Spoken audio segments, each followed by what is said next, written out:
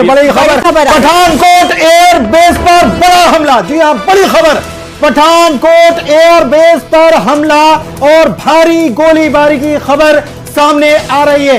इस वक्त की सबसे बड़ी खबर, और ये वॉर की शुरुआत मान सकते हैं। पूजा, बिल्कुल, ये देखिए पुनीत, जिस तरीके से लगातार भारतीय सेना की तरफ से एकदम मुंहतोड़ कार्रवाई साथ के साथ कर दी जा रही है, ये एक बहुत बड़ा अपडेट है। पठानकोट एयर बेस पर बहुत बड़ा हमला, ये तस्वीरें, ये जो बड़ी खबर लगातार एक के बाद एक आ रही है, ये आपको बताने के लिए काफी है कि किस तरीके से जो भारतीय सेना है वो एक्टिव है, किस तरीके से भारतीय सेना जो लगातार इस बात का जिक्र हमारे भारत के राजनेता हो, सरकार हो, ये करती है कि भाई हमें अगर छेड़ोगे तो नहीं छोड़ेंगे। देखिए पूजा, मैं आपको कह रहा था, जो 6 से ज्यादा मिसाइल, 6 से ज्यादा मिसाइलों को मार गिराया।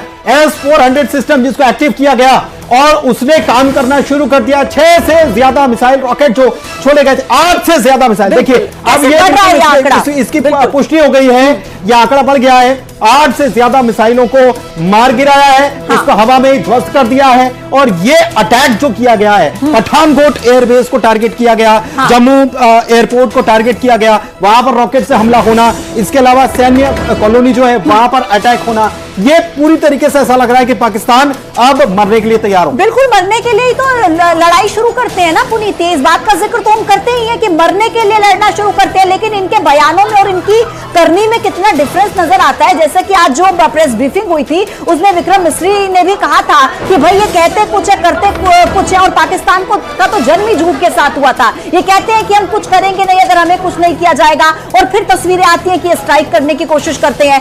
S-400 जिसका इस्तेमाल आज भारत ने पहली दफा किया है, उससे 8 से ज्यादा मिसाइलों को गिरा दिया गया है। और पठानकोट एयरबेस पर बहुत भारी गोलीबारी, ये इस वक्त का बहुत बड़ा अपडेट हम आप तक पहुंचा रहे हैं। भारत ने 8 मिसाइलों को गिरा दिया है। तो ऐसे में देश की जनता, क्योंकि इस वक्त मुझे लगता है भारतीय सेना पर हमारे देश की जनता जितना भरोसा करती है, और पाकिस्तान की जो जनता है वो वहां की सेना को जितनी गालियां देती है, मुझे लगता है कि अब देखिए भारत की जो जनता है उनके मन में कहीं ना कहीं ये संतुष्टि होगी कि हाँ, भारत की सेना एक के बाद एक मुंहतोड़ कार्रवाई कर रही है, मुंहतोड़ जवाब दे रही है। मेजर राकेश इस वक्त हमारे साथ चर्चा में शामिल है। मेजर राकेश, किस तरीके से देखेंगे इसको? पठानकोट एयरबेस पर भारत ने हमला कर दिया, S-400 से 8 मिसाइलों को मार गिराया है, आपका कमेंट चाहेंगे सर इस पर? ओके, बहुत धन्यवाद आपका। और ये बात ये बिल्कुल सही है कि पाकिस्तान अपनी हरकतों से बाज नहीं आ रहा है।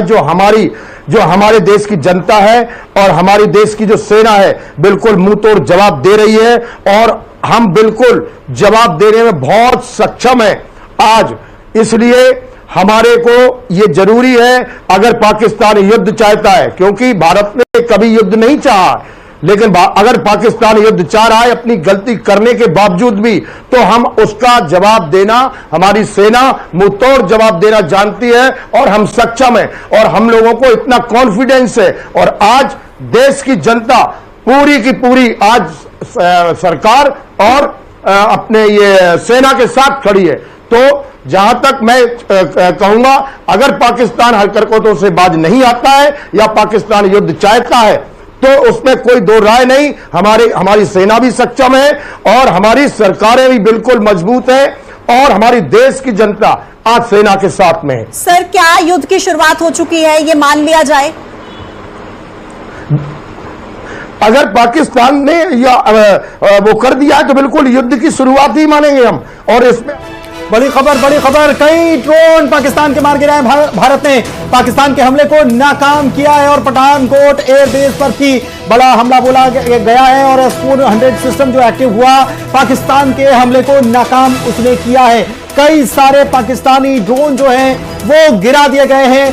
बेहद बड़ी खबर इस वक्त आपको बता रहे हैं, और ये युद्ध की शुरुआत ही मानी जा सकती है, क्योंकि रिहायशी इलाकों पर भी अगर टारगेट किया जा रहा है तो इसे कैसे देखा जाए, मेजर साहब से समझना होगा। बिल्कुल, क्योंकि आम लोगों को टारगेट कर रहा है। हाँ। एक खबर कुपवाड़ा से भी निकलकर सामने आ रही कि वहां पर भी गोलीबारी हो रही, ऐसी खबर भी आ रही। और भारतीय सेना ने तो फिर भी मानवता दिखाई, ना इनके आर्मी कैंप्स को निशाना बनाया, ना इनके सिविलियन इंस्टॉलेशंस को निशाना बनाया, लेकिन बावजूद इसके कि आम लोगों पर हमला करते हैं। सर, आपका कमेंट चाहेंगे इस पर, क्या इलाज है इस पाकिस्तान का?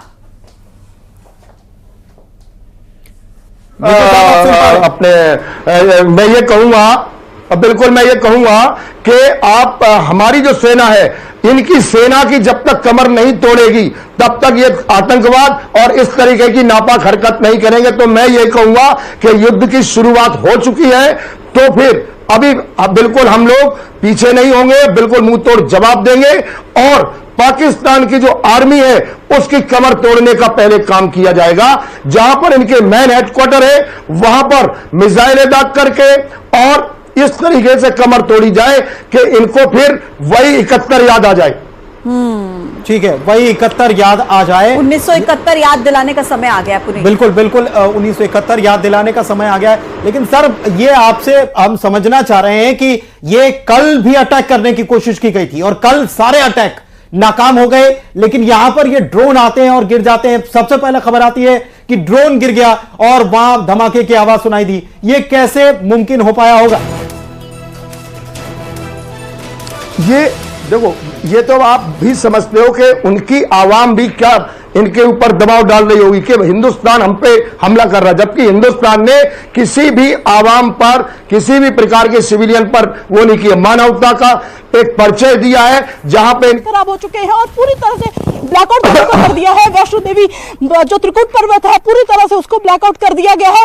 लोगों में अफरा तफरी मच गई है, लोगों में डर का माहौल है, क्योंकि जब भी लड़ाइयां हुई है, जब भी सीजफायर का उल्लंघन हुआ है, शहर को कभी निशाना नहीं बनाया। पहले पुंछ के शहर को निशाना बनाया, अब जम्मू शहर में भी अब जो है उसको निशाना बनाया है। तो लोगों में डर है, खौफ है और बैक टू बैक जो है पाकिस्तान अपनी नापाक हरकत कर रहा है, एक्शन मोड में है। लेकिन हमारी भारतीय सेना के जवान मुंह तोड़ जवाब उनको दे रहे हैं। जी किशोर।